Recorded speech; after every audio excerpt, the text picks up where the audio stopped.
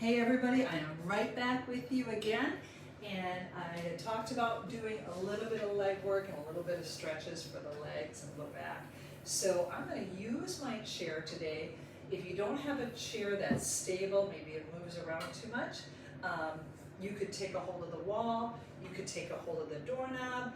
Again, if you're at the door, make sure you either lock it or you put a sign out saying please do not enter. And of course also making sure your doctor's okay with you being active. So I'm just going to use the back of my chair and I'm going to go into a squat, okay? So I think in the first video we did a squat to the chair or to your, I used my bench I believe, okay? If I didn't I will go back and show that to you again. So I'm hanging onto the chair, I'm going to sit down a little bit and come up, okay? If you don't need to hang on to your chair, you can come here. We're going to try to keep the chest up and a nice neutral spine. I have really, really long femurs. I blame this anyway, and then short through the torso, so I tend to tip a little more than I like to, but that's the way my body wants to move. Let me just show you how that looks from the side. Okay, so they call it kind of like a little zigzag or little Z. So that's your squat. So again, whatever you feel you can do, 5 to 30 repetitions, and then we're going to take this to a lunge. And hanging on to the back of the chair is just going to give you a little bit of support. If you've not been doing this, you can progress to no support and just using your body weight. But I'm going to show you how to do the chair. And I think I want to lower the screen a little bit so you can see my foot placement. So let me do that real quickly here. All right. Hopefully that's not so low that it's cut my head off.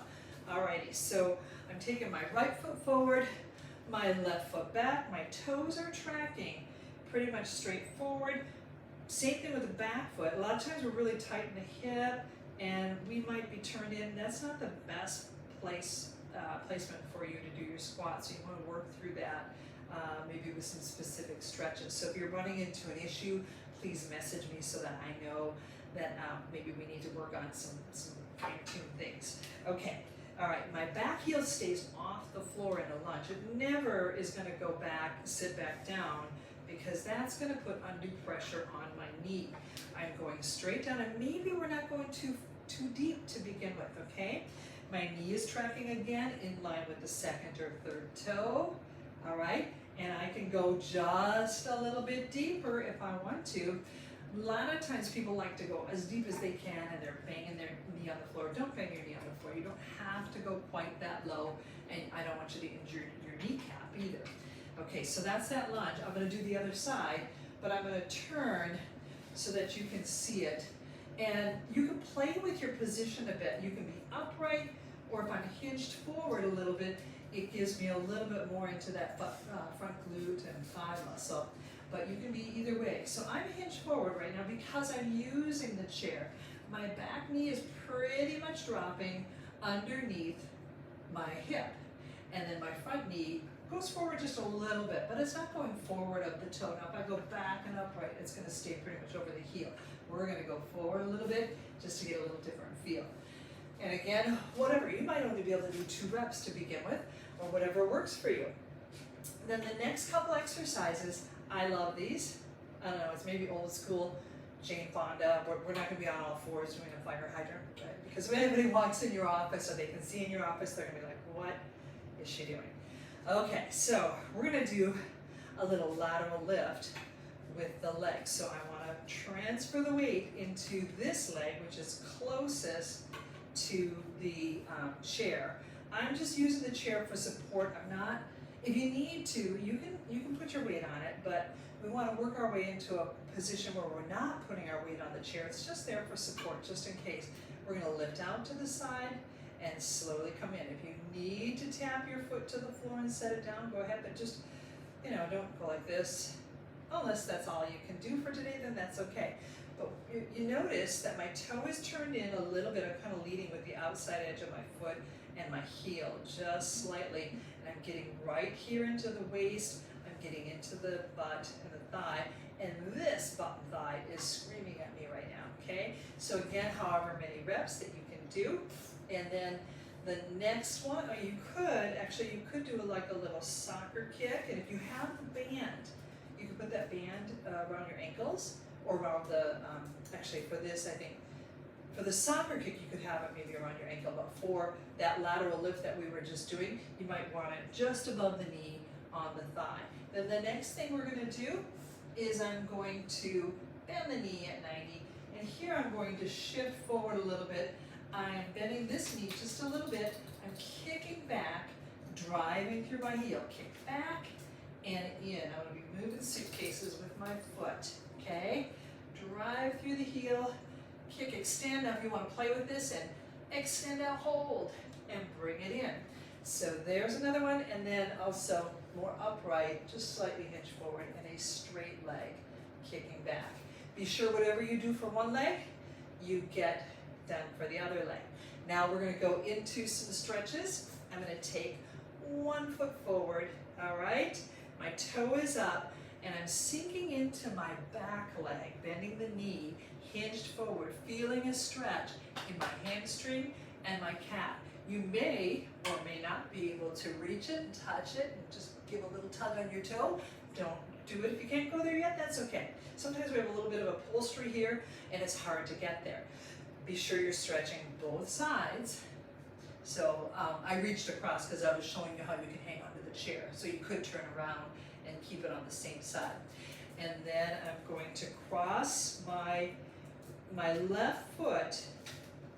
It's my left foot. You might, if you're facing me, you might bend your right, I'm not sure. So I'm crossing the left foot over the right, and then I'm going to take my right arm and I'm going to lean it over. And if we want a little dynamic movement, I'm going to reach and pull, reach and pull, maybe 5-6 reps, and then hold it. Yes, that's my favorite. And if you need the chair, turn around, go to the other side, reach and pull, 5-6 reps, make sure you've switched your feet, and then hanging onto your chair, cross your, if you can't, don't worry about it. You can do this seated as well. Cross your ankle over your thigh, and come into a little seat. So a little figure 4 stretch. It's going to stretch your butt. A lot of us end up with issues with sciatica, and the piriformis gets super, super tight. Some of your low back and thigh muscles get very tight. So this helps release that. And that's something you could do several times a day, either seated or standing. Okay, and then I'm going to take it into a quad stretch now. You notice I'm 61 and I can still just reach around behind and take a hold of my foot, but I know that not everybody can, even in our 20s, we can't always. So if you need to take a hold of your pant leg, the little tab on your shoe, your sock, whatever you can, or you can take the tubing. I can take the tubing. It's a little stretchy, so it doesn't work as well, but maybe if you have a yoga strap or a necktie or a belt, and I can just take that here and pull it up and get a nice stretch for my quad and my hip flexor. Okay, so what if you cannot stand and do this? What are you supposed to do? Well, how about we have a seat and we're gonna stretch, and you just reach where you can go and stretch the hamstring. And I do like to draw the toes towards my kneecap and just get a little bit better stretch into the lower part of my leg and into the back of the foot, the Achilles tendon. If you're walking around on high heels, you know, certain, your calf muscles, your heel tendons can be really tight, or maybe you're walking around flat-footed. We should kind of change the level of our heels, not that you have to walk in high heels, but maybe sometimes your shoes are flat, sometimes you might have a tiny little elevation, like mine has a little elevation on the bottom of tennis shoes, so you could do this on both sides. And then stretch that figure 4 seated right here. And oh my goodness, I just did a pretty good workout not too long ago. And on Thursday, I had a really good leg and butt workout. So I'm definitely feeling this. I'm getting back into the swing of things now that I have permission to be somewhat active after my surgery, after my septoplasty surgery. Okay, that feels really good. Now, what about that quad stretch, you say? Now, sometimes I'm able to just hook my toes on the bench or on the chair. But this chair, I don't think that would work, but I can turn my body. And again, you can wrap the tubing around your ankle if you need to. I'm I'm supported right here. I'm still sitting enough of me on the chair that I'm not gonna fall off. And I'm just gonna take this where I can go. Foot towards the butt, draw the knee back, press the hip forward. And what I really love is this kind of, your legs kind of pulling on your shoulder a little bit. And if I drop my ear to the opposite shoulder, then I get a nice release in the neck muscles, the neck and upper shoulder muscles. And of course, make sure you're getting both sides in there, okay? Oh yeah, I love a neck stretch. Speaking of, that's what we're gonna finish with. Roll the shoulders out. Inhale, open. Exhale, round the back, clasp your hands, press away. Inhale, reach. And then roll your shoulders out. I have a little bit of a difficult time because of the arms on the chair, but do your best, reverse it, reverse it.